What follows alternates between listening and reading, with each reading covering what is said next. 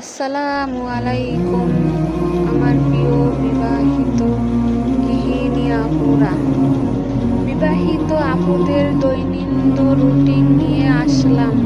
সকালে ঘুম থেকে উঠে ফজর সালাত আদায় করে নিবেন। চেষ্টা করবেন যেদিন তাড়াতাড়ি উঠবেন তাহাজ্জুদের সালাত আদায় করতে। নামাজ শেষে দোয়া জিকির, বিশেষ করে সূরা ইয়াসিন, সূরা মুজাম্মিল পাঠ করতে। এরপর একটু ব্যায়াম ও ঘর গুছিয়ে এবং আপনার রাতের খাবারের বাসনগুলি মেজে নিবেন।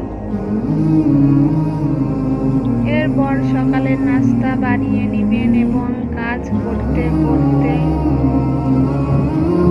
আস্তাগফিরুল্লাহ পড়তে থাকবেন। এতে আপনার কাজ হলো গোনাহ ঝরতে শুরু হলো। যদি দিনের শুরু গোনাহ মাফ দিয়ে হয় তাহলে কতই না ভালো। এরপর 7টার মধ্যে চাইবেন নাস্তা শেষ করতে এবং বাচ্চা থাকলে তাকে সময় দিবেন। এরপর দুপুরে রান্নার সেমাটি জোগাড় করে নিবেন এবং 9টার মাঝে রান্না বসিয়ে দিবেন। রান্না করতে করতে আস্তাগফিরুল্লাহ, সুবহানাল্লাহ, আলহামদুলিল্লাহ, আল্লাহু আকবার এবং আয়াতুল কুরসি পাঠ করে বেশি বেশি রান্নায় ফু দিবেন। এতে রান্না ভুল বা নষ্ট হবে না এবং মজা আসবে। 11টা 30 রান্না শেষ করতে চেষ্টা করবেন ও ঘর গুছাইবেন। এরপর গোসল করে নামাজে বসে জোহরের আজানের অপেক্ষা করবেন এবং বসে বসে তাসবিহ পাঠ করবেন।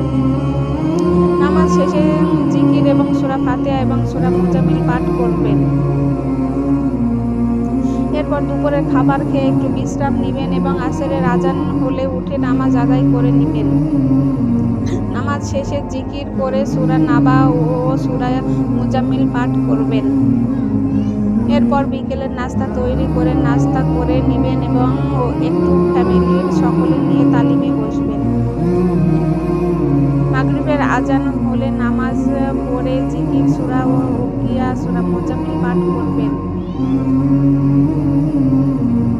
এরপর ফ্যামিলি সকলের সাথে সময় কাটাবেন এবং বাচ্চা থাকলে তাকে পড়তে বসাবেন।